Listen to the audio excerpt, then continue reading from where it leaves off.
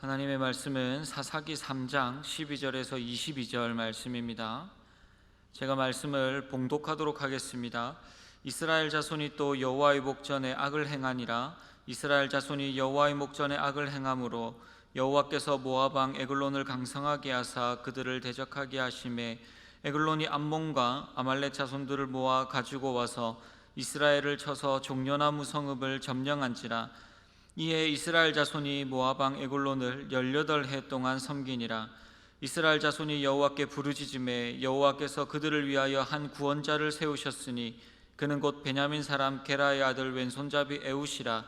이스라엘 자손이 그를 통하여 모압 왕 에글론에게 공물을 바칠 때에 에웃이 길이가 한 규빗 되는 좌우에 날선 칼을 만들어 그의 오른쪽 허벅지 옷 속에 차고 공물을 모압 왕 에글론에게 바쳤는데 에글론은 매우 비둔한 자였더라. 에웃이 공물 바치기를 마친 후에 공물을 메고 온 자들을 보내고 자기는 길갈 근처 돌 뜨는 곳에서부터 돌아와 이르되 왕이여 내가 은밀한 일을 왕에게 아뢰려 하나이다 하니 왕이 명령하여 조용하라 하매 모셔 선자들이 다 물러간지라. 에웃이 그에게로 들어가니 왕은 서늘한 다락방에 홀로 앉아 있는 중이라. 에웃이 이르되 내가 하나님의 명령을 받들어 왕에게 아뢰릴 일이 있나이다 하매 왕이 그의 좌석에서 일어나니 에웃이 왼손을 뻗쳐 그의 오른쪽 허벅지 위에서 칼을 빼어 왕의 몸을 찌르매 칼자루도 나를 따라 들어가서 그 끝이 등 뒤까지 나갔고 그가 칼을 그의 몸에서 빼내지 아니하였으므로 기름이 칼날에 엉켰더라. 아멘. 여러분, 제 본당 자리가 이제 텅 비어 있는 내 모습을 제가 보면서 어디를 보고 설교를 해야 될지를 사실 잘 모르겠습니다. 오랜만에 이러한 일이 있어서 그래서 추 목사님을 보면서 부담스러운 눈을 바라보며 설교를 하려고 합니다. 여러분, 제가 군대에 처음 갔었을 때 훈련소에서 이제 첫 예배를 드리는데 정말로 많이 울었던 기억이 있습니다. 왠지는 잘 모르겠는데 아마 이제 우리 군대 갔다 온 이제 형제들은 잘 알겠지만 낯선 환경에서 그리고 맨날 드리던 그 예배의 장소에서 예배를 드리다가 이제 완전히 다른 환경과 다른 장소에서 또 뭐 아무도 없는 그러한 상황 가운데서 홀로 떨어져 있는 것과 같은 그러한 이제 느낌을 받았는데 그런 상황에서 이제 예배 시간에 첫 예배를 드렸는데 다른 사람들은 다 막 실로암을 부르면서 의자를 집어던지고 의자가 아니고 모자를 집어던지고 막 그러면서 찬양하고 있는데 저는 한 곳에 앉아서 계속해서 울면서 기도했던 그러한 제 기억이 있습니다. 왜 이게 생각나느냐고 하면 우리가 지금 온라인 예배를 드리고 이 자리에 사실 거의 없는 사람이 없는 이 상황 가운데서 하나님께서 이러한 상황들 가운데서 계속해서 우리에게 예배에 대한 질문을 던지시는 것 같아요. 과연 우리는 하나님 앞에서 어떠한 모습으로 어떠한 중심을 가지고 예배 드리고 있었는가?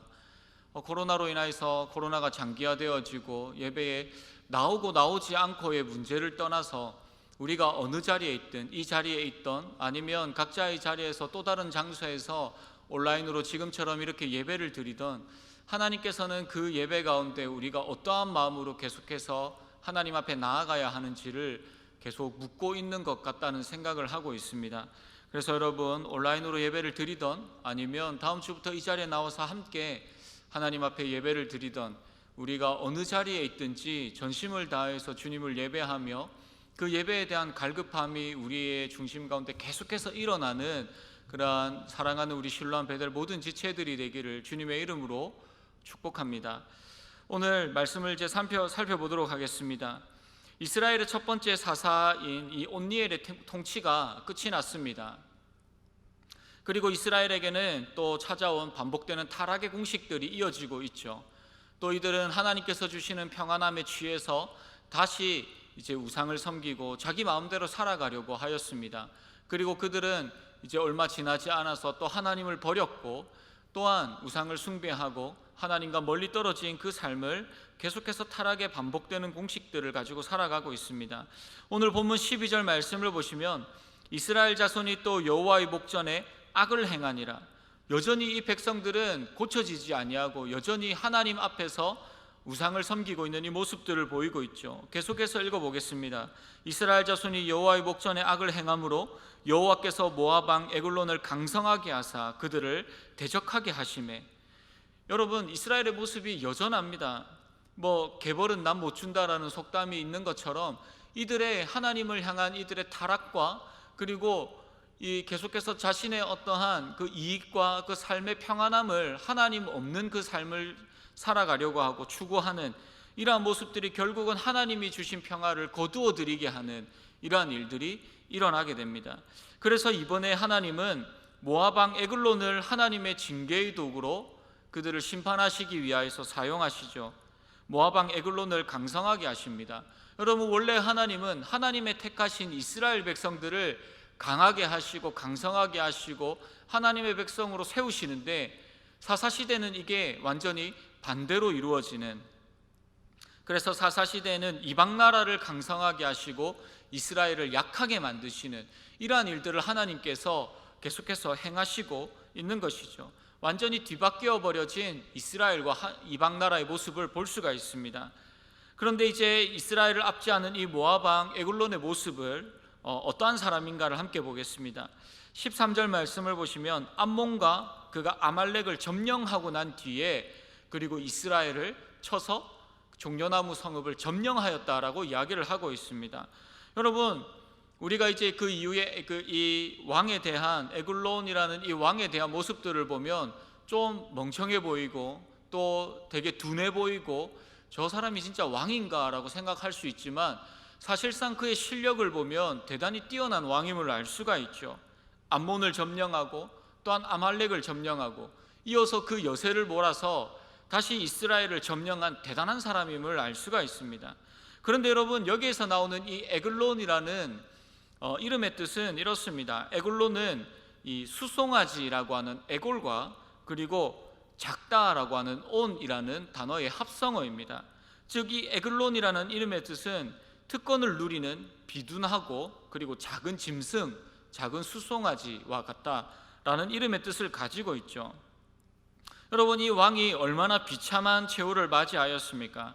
이후의 이야기들을 우리가 말씀을 읽어보면 에훗은 정말로 비둔하고 암몬과 아말렉을 점령할 만큼 대단한 사람으로 사실 보이지 않습니다.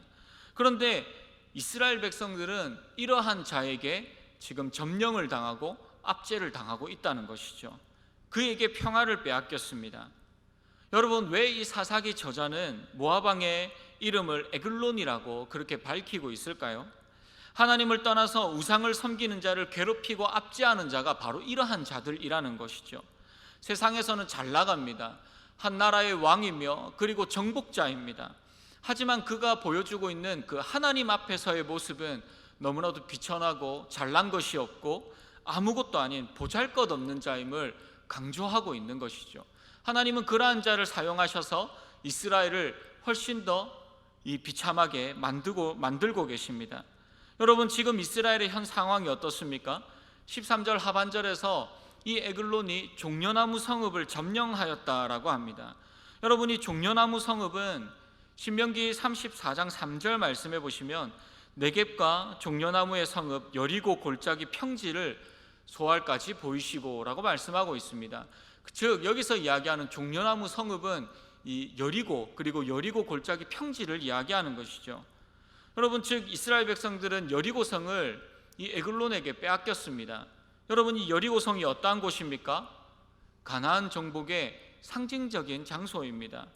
그런데 이곳을 이스라엘 백성들이 빼앗겨 버렸다는 것이죠. 그리고 이들은 에글론을 18년간 그들이 이제 왕으로 섬기게 됩니다. 그런데 여러분 잘 보십시오. 처음에는 메소포타미아 왕에게 8년 동안 압제를 받았습니다. 그 8년 동안의 압제 가운데 고통 가운데서 하나님 앞에 부르짖어서 온니엘이라는 첫 번째 사사가 등장하게 되었죠. 그런데 이제 두 번째 압제에서는 18년으로 늘어나게 됩니다. 그리고 이 년수가 계속해서 조금씩 늘어나더니 나중에 삼손이 사사가 될 때에는 40년간 지배를 당하고 있는 그런 모습을 보게 된다는 것이죠. 즉 평화의 기간은 점점 짧아지게 되고 압제의 기간들이 점점 늘어나게 된다는 것입니다. 어쨌든 이러한 상황에서 이스라엘 백성들이 지금 할 수 있는 것이 무엇입니까? 마찬가지로 그들은 고통 가운데 하나님 앞에 그냥 부르짖을 수밖에 없다는 것입니다. 괴로움에 소리치는 것밖에 없습니다. 그런데 하나님은 이번에도 또 그들 가운데 그 고통받고 있는 이스라엘 백성들의 모습을 보시고 또 애통하는 그 마음과 이스라엘을 향한 그 사랑의 마음을 발현하셔서 한 구원자를 세우십니다. 그리고 그 구원자를 오늘 말씀에서 베냐민 지파 사람 에훗이라는 이 사사를 세우셔서 그들을 구원하십니다. 여러분, 에훗이 어떠한 사람입니까? 하나님은 왜 에훗을 세우시고 왜 이 사람을 통하여서 이스라엘 백성들을 구원하십니까? 왜 그를 구원의 도구로 사용하셨습니까? 우리 오늘 두 가지 이유를 가지고 함께 말씀을 살펴보고자 합니다. 첫 번째, 하나님께서 에훗을 세우신 이유는 승리는 하나님의 손에 있음을 알리시기 위함입니다. 즉, 승리는 어떠한 사람, 어떠한 지파, 누군가에게 있는 것이 아니라 하나님의 손에 붙들려 있다는 것이죠. 에훗은 사사가 되기에, 구원자가 되기에, 어떠한 이 지도자가 되기에 너무나도 큰 단점을 가지고 있는 사람입니다.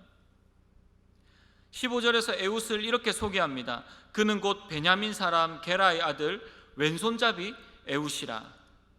요즘에는 사실 왼손 오른손을 잘 가리지 않지만 예전만 해도 왼손으로 밥을 먹고 왼손으로 글을 쓰면 이제 많이 혼이 났었습니다. 오른손으로 쓰라 하고, 그리고 왼손으로 숟가락질을 하면 밥도 주지 않고, 이러한 시대가 있었다는 거죠. 당시에 왼손잡이라는 표현도 그렇습니다. 이에 대하여서 성경학자들이 크게 두 가지 의견을 내고 있는데, 첫 번째는 사사기 20장 16절 말씀에 보시면 이 모든 백성 중에서 택한 700명은 다 왼손잡이라, 물매로 돌을 던지면 조금도 틀림없는 자들이더라. 베냐민 지파와 이스라엘 전체가 전쟁을 벌일 때에 베냐민 지파에서 이 택한 700명은 왼손잡이였다라고 이야기를 하죠. 이러한 것들을 볼 때 에훗도 그 베냐민 지파에 왼손잡이가 많이 있었다, 그 중에 한 사람이 에훗이다라고 그렇게 이야기를 하기도 합니다. 아니면 다른 교내는 이 왼손잡이라는 이 단어의 히브리상 이 원문 단어가 오른손을 쓸 수 없는 장애를 가졌다라고 하는 그런 의미를 가지고 있다는 것이죠. 전쟁을 당시에 고대 근동에서 전쟁을 할 때 당시에 양손을 다 사용을 하였는데 오른손을 사용하지 못하는, 그래서 오른손을 사용할 수 없다는 것이 큰 오점이고 장애였다라고 그렇게 이야기를 하기도 합니다. 여러분, 둘 중에 어떠한 견해를 가지고 있든 에훗에게는 여러 가지 장점을 한 번에 다 뒤덮고 엎을 수 있는 너무나도 결정적이고 큰 단점이 에훗에게 존재했다라는 것을 알 수가 있습니다.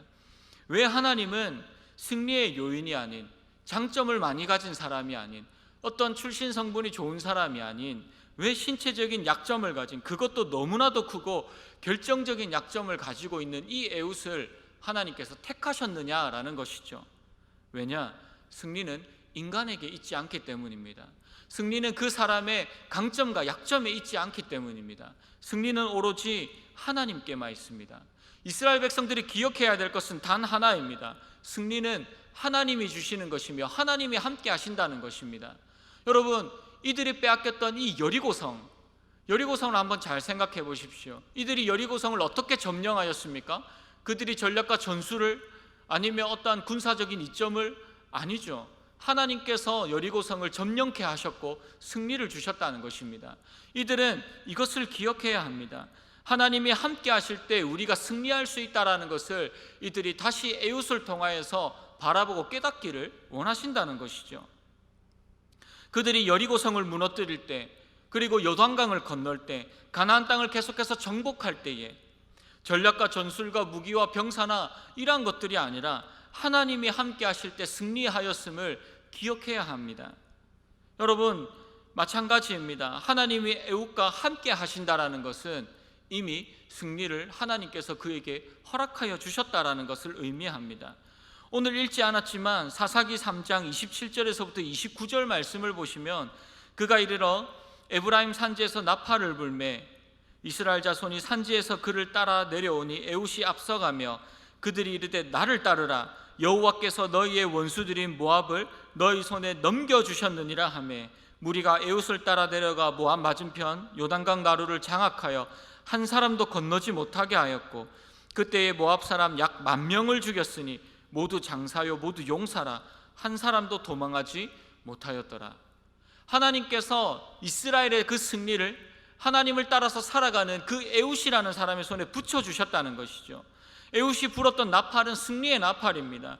이는 여호와 하나님께서 그들과 함께 하신다라는 의미라는 것이죠. 하나님은 에웃의 손에 모압을 붙이셨습니다. 에웃의 어떤 전략과 전술이 이런 것들이 빛을 발하기 이전에 하나님은 에웃을 선택하셨고 그를 통하여서 그 승리를 확정지어 나가셨습니다. 그러므로 하나님의 승리는 능력과 장점과 어떠한 승리의 요인들을 통하여서 주시지 않으십니다. 하나님이 함께 하셔야 합니다. 하나님이 임재하셔야 됩니다. 하나님이 우리와 함께 우리의 삶에 역사하셔야 됩니다. 여러분, 이를 위하여서 기도하고 계십니까? 우리가 어떠한 것들을 이루기 위함이 아니라 하나님, 내가 이러한 길을 걸어가려고 하는데 나의 계획이 이런데 하나님, 나의 계획을 하나님 아버지께서 기억하시고 하나님, 무엇보다도 나와 함께하여 주시옵소서. 때로는 나의 계획이 어그러진다고 할지라도 그것이 하나님이 원하시는 길이 아니어서 다른 길로 간다고 할지라도 그럼에도 불구하고 내가 하나님이 나와 함께 하시면 그것으로 나는 만족합니다. 우리에게는 이 기도가 지금 너무나도 절실하게 필요하다는 것이죠. 이스라엘은 착각하고 있습니다. 자신들이 노력하면 다 잘 될 줄 알았습니다. 하나님께서 주신 평화를 그들이 잊어버리고 자기들 스스로 평화를 만들어내려고 하였습니다. 노력하려고 하였습니다. 물론 여러분, 노력해야 되죠. 애써야 합니다. 무조건 기도만 하고 밤새도록 기도하고 아무것도 하지 마십시오. 그러한 이야기를 하는 것이 아닙니다. 하지만 하나님은 하나님 없는 노력과 하나님 없는 열심은 아무런 의미가 없음을 말씀하고 계신다는 것이죠. 여러분, 열심히 노력하십시오. 세상에 어떠한 리더가 되기를, 성공의 자리에 오르기를 기대하십시오. 여러분들이 원하는 계획들이 잘 이루어지기를 계획하고 간절히 간구하십시오. 그런데 여러분, 하지만 이 모든 것보다 가장 먼저 우리가 명심하고 해야 될 것은 먼저 하나님 앞에 기도하며 또한 우리의 심령 가운데 항상 점검해야 하는 것은 하나님의 승리의 손길이 나와 항상 함께하고 있는지, 나는 하나님과 지금 동행하고 있는지를 우리는 항상 점검하며 기도하며 하나님의 손을 붙들어야 합니다. 내 안에 한계를 넘어서 일하시는 하나님의 역사를 믿음으로 바라보며 그 하나님의 손을 붙들고 하나님과 함께 동행하는 사랑하는 우리 실로암 베델 모든 지체들이 되기를 주님의 이름으로 소원합니다. 두 번째, 에웃을 선택하신 이유는 약점을 강점으로 만드시는 분이 하나님이심을 보여주고 계시기 때문입니다. 에웃에 아까도 말씀했던 것처럼 신체적인 약점이 있었습니다. 굉장히 큰 약점이죠. 그런데 오히려 이 하나님께서는 이 약점을 가장 큰 강점으로 사용하신다는 것이죠. 이스라엘이 에글론에게 공물을 바칠 때에 에웃은 길이가 한 규빗, 약 43cm에서 45cm 정도가 되는 칼을 오른쪽 허벅지 옷 속에 차고 들어갔습니다. 에웃이 왼손잡이라서 칼을 반대로 차고 들어가겠죠. 그렇기 때문에 그가 왕에게 나아갈 때 검문에 걸리지 않고 왕에게 쉽게 접근할 수 있었다는 것이죠. 하나님은 그 상황에 맞게 이 사람을 사용하신다는 것입니다. 하나님에게는 우리의 약점이나 우리의 스펙이나 우리의 환경이나 우리가 가진 것들, 여러분, 우리가 가진 수많은 것들, 이러한 것이 사실 하나님에게는 아무런 의미가 없습니다. 여러분, 우리는 세상 속에서 계속해서 이 수조론에 갇혀서 살아가고 있죠. 금수저, 은수저도 부족하니까 이제는 다이아몬드 수조를 물고 태어나고, 세상에서 성공하려면 좋은 부모를 만나야 된다 해서 이제는 진짜 성공하려고 하면 돈 많은 할아버지 할머니를 만나야 된다, 이러한 이야기들을 계속하고 있습니다. 그런데 여러분, 중요한 것은 하나님은 그 모든 것들이 하나님에게는 아무런 의미가 없다는 것이죠. 그렇게 따지면 오늘 본문에서 나오는 가장 금수저, 다이아몬드 수저는 누구입니까? 여러분, 에글론 왕 아닙니까? 능력 있고 힘이 있고 그리고 업적이 있고 스펙이 화려하고, 하지만 에글론은 약점투성이이며 사람들에게 손가락질 받고 소외된 이 에웃이라는 사람에 의해서 단칼에 그의 인생이 끝나는 것을 볼 수가 있습니다. 여러분, 이뿐만이 아니라 사사기 3장 31절에서 나오는 이 삼갈이라는 사람이 등장합니다. 정말로 짧은 이 한 구절에서 이 사람에 대한 이야기가 등장을 하는데, 에훗 후에는 아낫의 아들 삼갈이 있어 소모는 막대기로 블레셋 사람 600명을 죽였고 그도 이스라엘을 구원하였더라 라고 그렇게 이야기를 하고 있습니다. 여러분, 여기에서 아낫의 아들 삼갈, 이 사람이 누구입니까? 여러분, 이 사람에 대한 정보가 사실 거의 나오지 않습니다. 아낫의 아들이라는 말이 해석에 사실 많은 문제를 가져다주는 이 단어입니다. 왜냐하면 이 아낫이라는 말이 가나안을 섬기는 아스다롯을 의미하기 때문이죠. 그래서 여러 학자 중에서는 이 전쟁의 신이고 또한 사랑의 신으로 분리되어지는 이 가나안의 아스다롯을 섬기는 이 우상을 섬기는 자였나라고 그렇게 이야기를 하는 사람도 있습니다.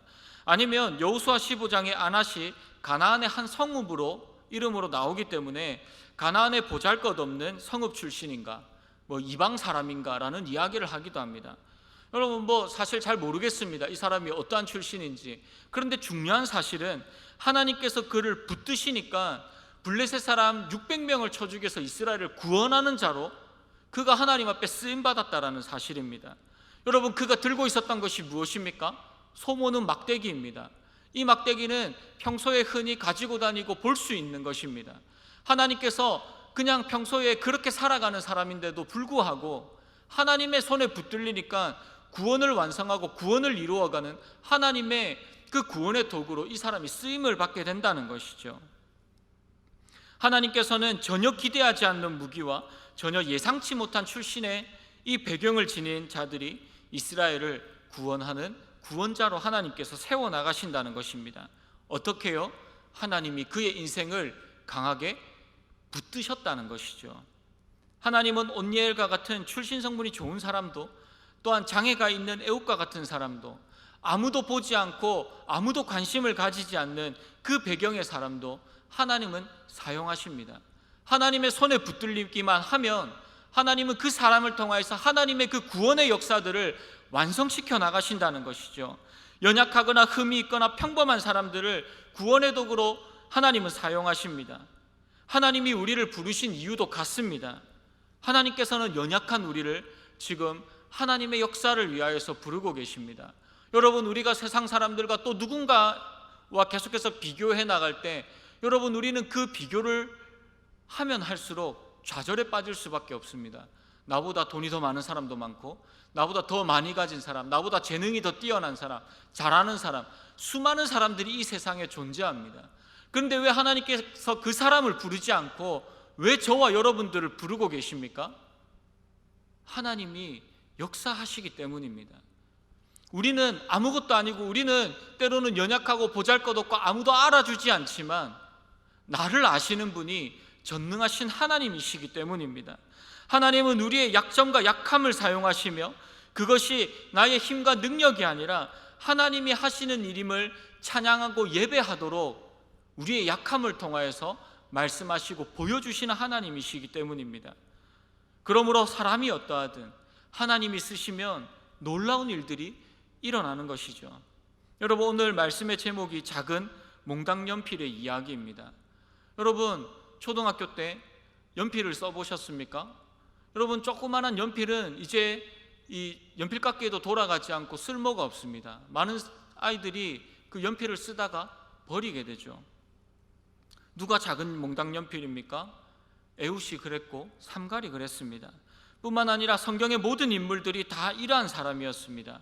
그리고 저와 여러분들도 하나님 앞에서, 또한 어쩌면 세상 가운데서 우리도 이러한 몽당 연필과 같은 그러한 존재일 수 있습니다. 하나님이 에훗의 삶에 역사하신 이유를 하지만 에훗에게 두지 않으셨습니다. 그가 어떠한 사람이든, 그가 세상에서 어떠한 존재이든 하나님은 필요에 따라서, 또한 하나님은 하나님의 역사하심에 따라서 그 사람의 인생을 사용하시는 전능하신 하나님이시다라는 것이죠. 포커스는 하나님에게 맞춰져 있습니다. 이 이야기의 핵심은 에훗이 이렇게 해서 구원을 했다가 아니라 하나님께서 그의 인생을 이렇게 사용하셨다. 하나님이 그렇기 때문에 하나님이 나의 인생도 이렇게 사용하시는 전능하신 하나님이심을 우리는 그 하나님을 믿음으로 바라보아야 합니다. 작은 몽당 연필처럼 아무도 거들떠보지 않고 쓸모가 없는 것 같아도 하나님께서 우리의 인생을 붙드시면, 하나님이 저와 여러분들의 그 삶을 붙드시고 우리의 삶이 하나님의 손에 있으면 하나님의 그 큰 역사를 이루는 도구로 우리는 쓰임받게 된다는 것이죠. 여러분, 지금 여러분들이 있어야 할 그 자리, 여러분들이 섬겨야 할 그 자리가 어디입니까? 여러분 혹시 그 자리를 피하고 도망다니고 있지 않으십니까? 나는 이렇게 해서 부족해, 연약해, 아직 할 수 없어, 나의 약점 때문에, 나의 걱정 때문에. 하나님께서 세우신, 그리고 하나님께서 원하시는, 하나님께서 부르시는, 하나님께서 예비하시는 그 자리를 두려워하지 마시기 바랍니다. 그 자리에 서서 내가 하는 것이 아니라 하나님을 붙들고 기도하는 나의 삶을 통해 역사하시는 전능하신 하나님께서 역사하시고 그 모든 것들을 이끌어 나가실 것이기 때문입니다. 하나님은 전심으로 의지하는 그 사람을 기뻐하십니다. 위대한 역사를 이루어 나가시는 분은 전능하신 하나님이십니다. 여러분, 오늘 이 말씀을 통하여서 지금 여러분들이 여러분들의 삶을 어떻게 바라보고 있든, 또한 때로는 누군가 비교하면서 낮아지고 자존감이 없어지고 낮아지고, 그리고 나는 도대체 나에게 내 인생이 이 땅 가운데 무슨 쓸모가 있지? 라고 혹시나 그렇게 생각하시는 분이 있습니까? 그렇다면 오늘 이 말씀을 다시 한번 묵상하시면서 그럼에도 불구하고 나 같은 자를 이 땅에 보내주시고 하나님께서 나를 구원해 주시고 또한 말씀을 허락하여 주시고 그 말씀을 붙들고 다시 한번 하나님을 바라보고 기도할 수 있게 하여 주신 하나님 앞에 감사하시면서, 하나님 나와 함께 동행하시고 나의 작은 이 삶을 통하여서 하나님의 영광과 하나님의 역사를 위하여서 나의 삶이 귀하게 사용되게 하여 주시옵소서 라고 하나님 앞에 다시 한번 엎드려 기도하는 저와 여러분들이 되기를, 그리하여서 여러분들이 서 있는 그 자리에서 또한 우리 실로암 베델 공동체 안에서 여러분들의 가정과 여러분들의 직장과 여러분들이 준비하는 모든 계획들과 여러분들의 삶의 모든 영역 가운데서 하나님이 쓰실 때에 하나님 앞에 순종하며 그 부르심대로 그곳에서 믿음으로 그 사명을 감당하는 우리 모든 지체들이 되기를 주님의 이름으로 축복합니다.